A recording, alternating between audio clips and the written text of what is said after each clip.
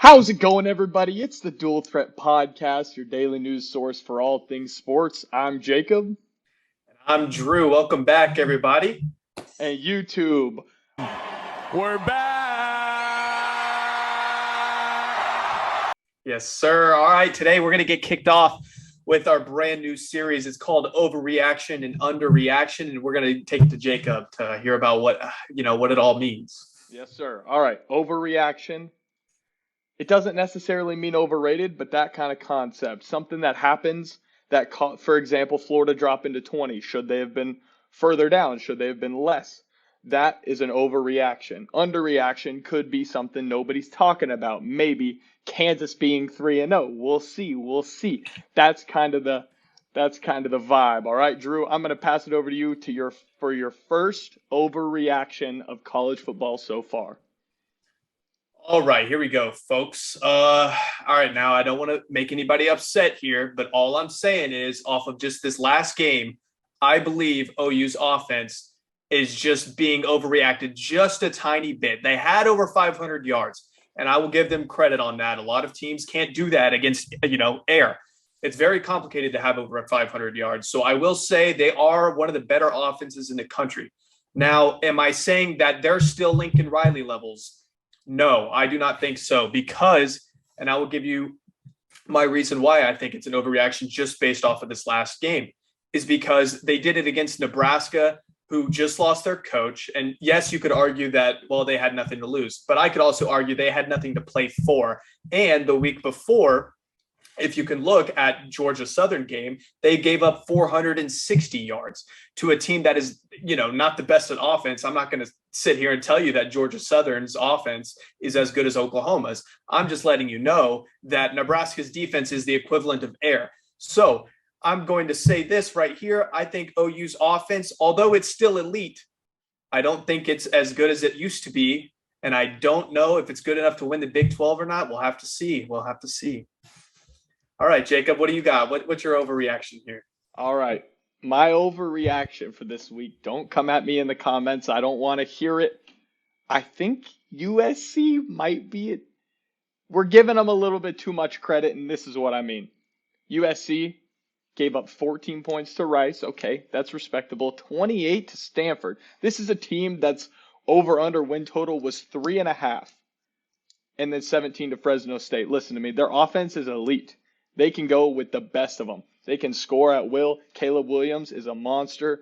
Jordan Addison is a monster. And we know what Lincoln Riley can do. But I tell you what, I don't have faith in their defense yet.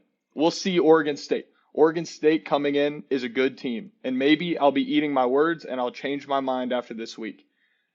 After they play Oregon State, who is also 3-0 and put up 68 last week. So we'll see how their defense can fare against an actually competent offense.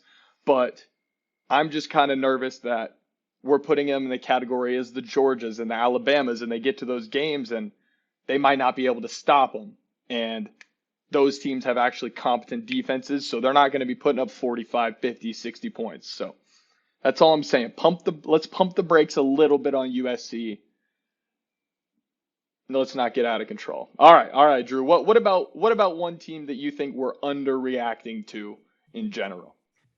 So I think the biggest underreaction, and this is going to be kind of funny because they are pretty much unanimously the number one team in the country, but I believe that Georgia is being underreacted. I'm looking at the media. Nobody is talking about them. It is insane. They have lost 15 players, 5 of which were first-round draft picks on defense alone.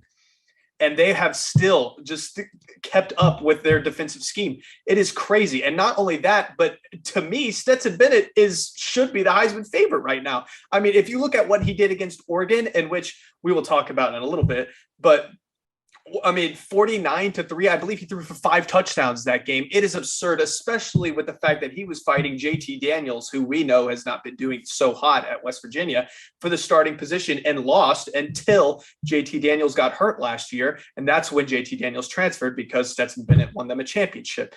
But here's the deal. I really think that Stetson Bennett has stepped up his game in a way that you need to when you lose that much talent on defense. And the fact that they've only let up 10 points, I would argue all 10 of them came from trash. Actually, I believe Oregon was in the first quarter, but some of them are in trash time. And, it took 3 games for somebody to score a touchdown on. Granted, Samford doesn't have the best offense, and Oregon, Bo Nix just kind of hit or miss. But South Carolina, they've got a really high recruit there at quarterback, even though I'm not a huge fan of Spencer Rattler. He can throw some dimes on the deep ball, but yeah, I really think it's being underreacted to here, and it's crazy to see how well they've managed because they're not in the past. I mean, yes, they've always been a really dominant team, but they've never been at Alabama's level to where they have a really good year. I mean, come on, guys, they haven't won a championship in 40 years before last year, and then they win a championship, they lose all that talent. And they could have been like LSU, where it's like, wow, they lost a lot of talent. There could be a bunch of down years, but they're still at the top of their game right now. And I really don't see anybody on their schedule that can hang with them except for possibly Tennessee or Florida just because of the rivalry. But that's about it. Maybe Kentucky at Kentucky, but I don't know. We might talk about them a little bit later. But yeah, so Jacob, what about you? What about your underreaction here? Man, it really does feel like Georgia is miles and miles ahead, man. I personally, I alluded to this earlier. I am going with the Kansas Jayhawks. Basketball school, no more. They play Duke this weekend. One of them's gonna be 3-1, but Kansas will be 4-0. I tell you, that much is true. 48 points against Houston. 55 points against West Virginia, 56 against Tennessee Tech. This is one of the best offenses statistically in the country right now. And I know what you're saying. You're thinking, you're crazy. They've played nobody. Houston is a good team. West Virginia had all the hype in the world coming into this season with JT Daniels. And what did they do? Beat them by 13 points. I mean, Kansas looks special right now, everybody. Their quarterback is a dog. Their receivers are dogs. I mean, you cannot get much better than the Jayhawks, not to mention first in the Big 12. That's all I'm saying. Rank them cowards at the AP. Drew, that's my underreaction. What about you? You have one more team and I have one more team. You go first, sir. Yeah, so we're going to do a little flip ski here. I'm going to do one more overreaction, and then my boy Jacob here is going to do another underreaction. So just real quick, I'm going to talk about it. I alluded to it earlier as well. I think this past weekend, Oregon's win is maybe just a little bit stretched over BYU. Granted, BYU looked like a great team coming off that win against Baylor, but I could also body, and they also lost some talent last year. They won the Big 12, yes, but with Dave Aranda there, they're always going to be a good team. I mean, he turned that program into 2-10 to a Big 12 champion.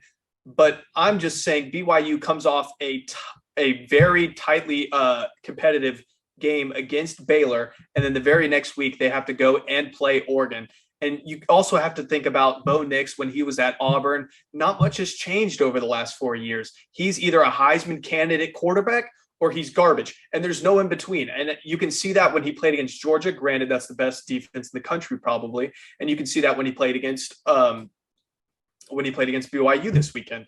It's really hit or miss for him. I mean, if you think about last year, he had a lot of misses and just a few hits, and I believe that's going to be how this team goes this year. They're young, they have a new coach, they have a new everything because Miami stole Mario Cristobal. So I really think that we're kind of overrating them. I think the AP poll moved them up 10 spots. I don't know if that was granted. I mean, they did beat the crap out of BYU, but BYU is coming off a tough game because BYU has a tough schedule this year.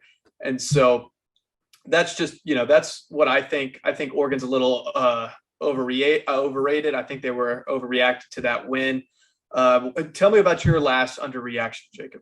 Last team that I personally think is getting zero talk at all is the Minnesota Golden Gophers. I mean, we talk about Big Ten football. We talk about Michigan. We talk about Ohio State. We talk about Michigan State even. We look at the Big Ten West. We talk about Nebraska and Wisconsin and Northwestern and Iowa. Some of these honestly kind of trash teams right now. It's wide open for the Gophers. I mean, I believe they're tied I'm actually not sure if they've played a Big Ten game yet, so I don't know if they are in the lead yet. But they are 3-0, and they are dominating teams. So they have not yet. So that's why they're not in first. But they dominated Colorado, dominated Western Illinois, dominated New Mexico State. And it's hard to tell this early, but they have an absolute machine at running back. Mo Ibrahim is going to be a household name by the end of the season. I guarantee you. We're talking about Jonathan Taylor level talent, 6.9 yards a carry, absolute workhorse. Dude is a monster. If he didn't get injured last year, we would have been talking about him too. So I just want everybody to get ready, because when Minnesota goes at Michigan State and dominates this weekend, get ready to put them at number 18 like they did for Washington when they beat Michigan State. That's all I'm saying. I think there is going to be a massacre at Michigan State this weekend, and Minnesota is going to be on the map and going to be the favorite for the Big Ten West. Hey, man, they don't play Penn State until like week 6. And by then, I mean, they'll probably, if they beat this Michigan State team, they'll probably be favored over Purdue, probably be favored over Illinois. They could be going in that game undefeated. And that might not have been on anybody's radar before this season. So, absolutely. Hey, guys, thank y'all for tuning in. Make sure to subscribe, because we are back, boys. We are back indeed. And look, make sure to follow us on that Twitter, because we're going to have some updates there. Make sure to, check out the podcast if you're ever in a rush, and make sure to subscribe and hit that like button. Jacob, take it away. That's all we got, boys. Everybody, we'll see you tomorrow. Peace.